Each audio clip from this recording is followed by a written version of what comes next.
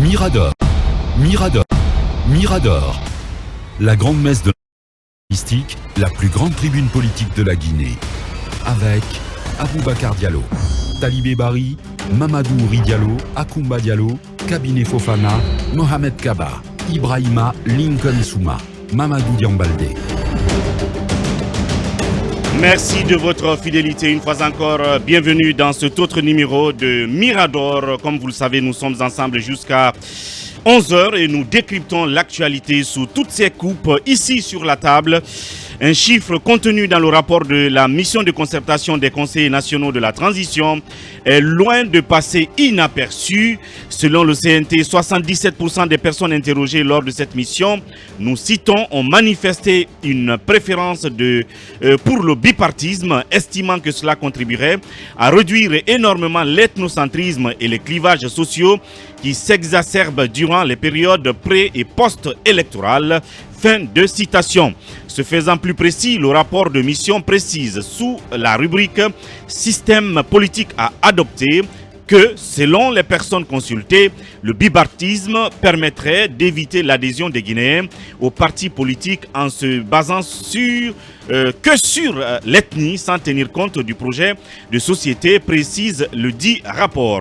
Alors, ce chiffre traduit-il une volonté réelle des Guinéens de réduire significativement le nombre de partis politiques en Guinée? Plus généralement, le multipartisme est-il le véritable problème en Guinée? Pour répondre à ces questions et à d'autres, Mirador reçoit comme invité prestige Dr Isiaka Souaré, professeur d'université et consultant sur les questions internationales. Il sera en studio.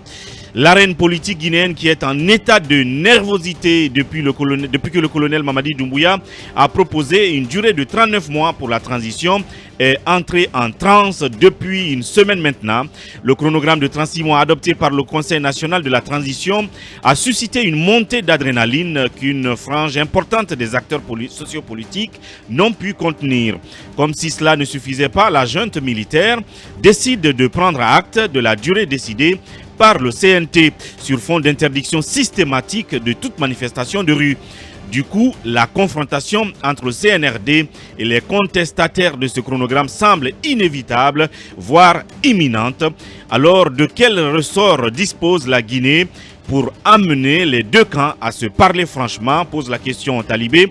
Pour éviter l'escalade, les sages et autres religieux du pays peuvent-ils faire quelque chose dans cette crise manifeste?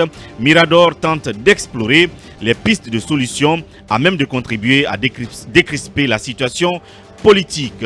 Un coup de pied du gouvernement dans la fourmilière des travailleurs étrangers en Guinée. Le ministre du Travail et de la Fonction publique a sommé des responsables d'entreprises de régulariser les situations administratives de ces salariés dans un délai d'1 mois. En effet, le courrier de Julien Yombouno en date du 11 mai 2022, il est fait état, nous citons, d'une présence importante de travailleurs étrangers exerçant sur le territoire national, dont la plupart ne satisfont pas aux dispositions légales et réglementaires applicables en matière de travail des étrangers, peut-on lire. En clair, nombre de travailleurs étrangers évoluant dans le secteur privé guinéen ne sont pas enregistrés, donc ne détiennent pas un permis de travail. Alors, qu'est-ce qui explique le laisser-aller dans la gestion des travailleurs étrangers en Guinée? Cette situation est-elle véritablement favorable aux employés guinéens? Des questions et d'autres que Mirador pose à M. Karamo Madi Kamara. Il est juriste consultant et auteur du livre « Le juriste d'entreprise et le management juridique » publié en 2020.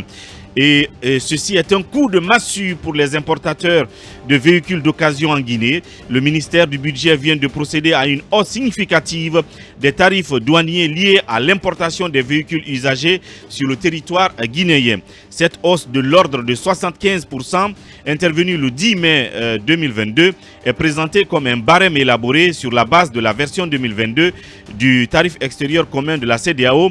Les âges des véhicules concernés varient de 1 à 5 ans et de 5 à 10 ans.